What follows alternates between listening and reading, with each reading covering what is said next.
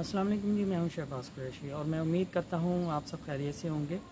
तो आज की इस वीडियो में मैं आप लोगों के साथ क्रीम ब्लीच का फार्मूला लेके आऊंगा जो ब्लीच साशे में और जार में मार्केट में बिकती है और वो लोग चेहरे पे लगाते हैं, बाजुओं पे ख़वातीन लगाती हैं, कॉलर्स वगैरह में यूज़ होती है। वो ब्लीच जो सी है ना, मैं उसका फार्मूला लेके आया हूँ क्रीम ब्लीच का। तो 1 kg का बैच है, वो आप नोट डाउन करें।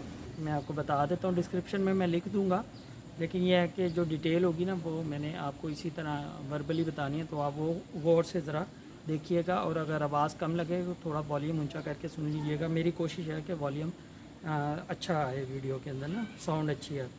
ठीक है जी। क्रीम ब्लीच 1 kg का फार्मूला। फ़ेज़ 1 के अंदर हम डीआयोनाइज्ड वाटर लेंगे 75% यानी 750 ग्राम, और EDTA लेंगे 1 ग्राम यानी 0.1% फॉर्मुलेशन का।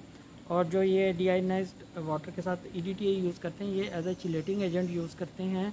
ये प्रिजर्वेटिव नहीं है, ना ही मल्सीफायर है, लेकिन चिलेटिंग एजेंट है। आप ये समझ लें कि ये जो है ना फार्मूलेशन को जो है ना उसकी शेल्फ़ लाइफ को जो है ना इन्हांस करता है।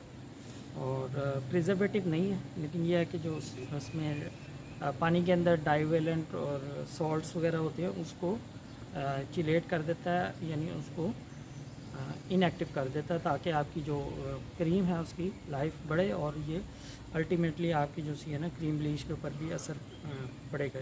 अच्छा, ये हो गया फेज़ 1। इसको आपने 70 डिग्री पे टेम्परेचर पे आपने इसको गर्म करना है। ठीक है जी। फ़ेज़ 2 जो है ना वो शुरू हो रहा है, वो ऑयल फेज़ है। उसमें हमने लेनी है हार्ड पैराफिन, जिसको मोम वैक्स आम ज़बान में कहते हैं इधर मार्केट में। 1.3% यानी 13 ग्राम आपने ले लेनी है।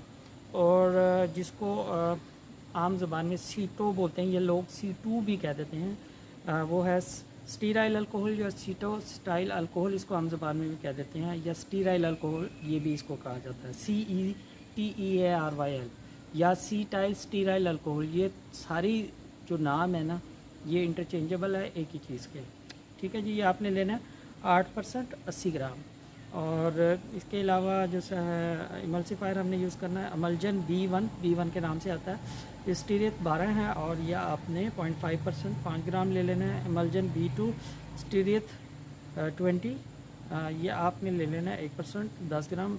और लिक्विड पैराफिन आपने जो सी लेनी है वो आपने लेनी है जी 1%, और सॉरी वो आपने 4% लेनी है लिक्विड पैराफिन, जिसको हम वाइट ऑयल कह देते हैं, और ये आपने 40 ग्राम लेनी है। और मिथाइल पैराफिन प्रोपाइल पैराफिन आपने 0.1% यूज़ करने हैं, दोनों 1-1 ग्राम। ठीक है जी। बाद लोग नहीं भी यूज़ करते, लेकिन मैं यूज़ कर लेता हूँ जस्ट टू इंश्योर के जो है ना आपकी प्रोडक्ट सेफ हो। ऑल दो कि जो आपकी इसमें हाइड्रोजन पेरोक्साइड है वो इटसेल्फ उसको स्टेबल करती है, लेकिन फिर भी मैं यूज़ कर लेता हूँ इसको। बहुत सी कंपनियाँ नहीं भी कर रही। ये फ़ेज़ 2 है, इसको भी 70 डिग्री पे करना है।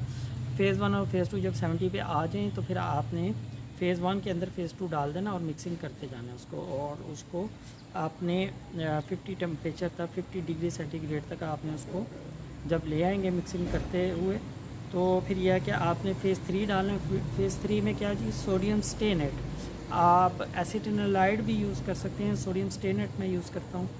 हाँ, ये ज़्यादा बेहतर है। 0.1% आपने यूज़ करना है, और यानी 1 ग्राम आपने यूज़ कर लेना है। यह हाइड्रोजन पर ऑक्साइड की स्टेबिलिटी के लिए यूज़ होता है। और ठीक है जी, ताकि वो आपकी जिसको कहते हैं ना ब्लीच उबल गई, क्रीम उबल गई, तो ये उसके उबाले को रोकने के लिए होता है। और ये है कि जो पानी लेना डीआयोनाइज लेना है अपनी, जिसकी TDS कोशिश करें 0 के करीब हो या मैक्सिमम 4-5 से ऊपर ना हो। ठीक है जी। और बाकी फ़ेज़ 4 है।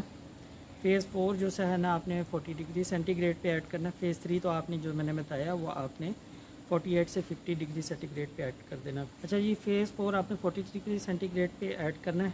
अब ये फ़ेज़ 4 है क्या, इसमें मैं बताता हूँ। इसमें जी TEA ट्राईथ्रोलामीन आपने लेना है 0.95% वॉल्यूम बाई वेट। अब ये वॉल्यूम बाई वेट क्या है, ये आप सर्च भी कर लें नेट पे, आपको पता चल जाएगा इजीली। बहरहाल आपने 9.5 ml एक kg क्रीम के अंदर डालना है।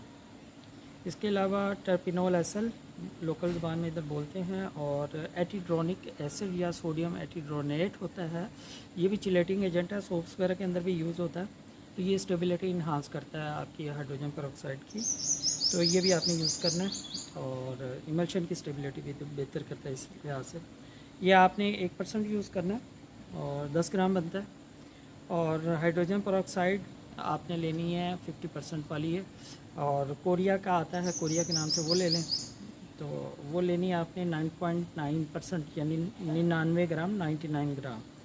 ठीक है जी। यह फ़ेज़ है, ये सारा आपस में मिक्स करके इस फेज़ 4 को ये केमिकल मिक्स करके जितने मैंने बताए हैं आपने इसको डाल देने इसमें, क्या कहते हैं, जो आपके ऊपर वाले फेज़ थे ना, फेज़ 1 2, जो क्रीम बन चुकी थी आपके, सोडियम स्टेनेट भी आपने डाल दिया था, उसी के अंदर डाल के मिक्सिंग कर देनी है आपने।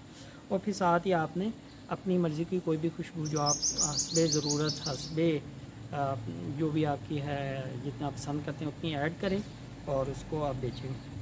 और लास्ट में ये मैं डिस्क्लेमर दे रहा हूँ कि जो भी मेरी फार्मूलेशन हैं, ठीक है, उससे आपको फ़ायदा हो जाए तो वेल एंड गुड, और अगर नुकसान हो जाए तो मैं किसी किस्म का कोई ज़िम्मेदार नहीं हूँ। ऑल्दो कि ये मेरी फार्मूलेशन स्टेबल हैं, और लेकिन यह है कि फिर भी आपने केमिकल्स हैं, एहतियात से काम करना है, सेफ़ टू यूज़ हैं। इसमें मसलन हाइड्रोजन पेरोक्साइड के साथ ज़रा इशू आता है। उसकी आपने उसकी नेट पे सर्च कर लें, या आप जो सप्लायर है उससे आप इसकी हैंडलिंग और सेफ्टी के हवाले से आप मालूमात ले सकते हैं हाइड्रोजन पेरोक्साइड की। तो उसको आपने सेफली यूज़ करना है। जितनी भी मैंने आपको फार्मूलेशन आज तक दी हैं उससे आपको किसी भी किस्म का लॉस, नुकसान होता है तो मेरी कोई ज़िम्मेदारी नहीं है। और लेकिन यह है कि मैं अपनी बेस्ट नॉलेज में जो एक्सपीरियंस में जो चीज़ है वो मैं आपसे शेयर कर देता हूँ, और इसके मैं ना कोई पैसे चार्ज कर रहा हूँ कुछ, और इसलिए शेयर करता हूँ कि आप लोग जो है ना कारोबार कर सकें। और मेरा मकसद यही है कि ग्रोथ हम सारे मिल के करें, बजाय कि एक सिंगल पर्सन जो है ना वो ग्रो करे। मेरे उससे क्या फ़र्क पड़ जाता है। तो जो हो सकता है, जितना हो सकता है वो मैं आप लोगों को दूंगा, लेकिन ये है कि सिर्फ यूट्यूब की हद तक मैं आप लोगों से फ्री फार्मूलेशन शेयर करूँगा। ठीक है जी। तो ये सारी मैंने आपको बता दी। इसके बाद आपकी जब क्रीम तैयार हो जाए और फिर उसको आप फिल करें, पैक करें, सेल करें, और अगर कारोबार चल जाए आपका तो मेरे लिए दुआ कर दें। मुझे फ़िलहाल इस हवाले से कुछ नहीं चाहिए था।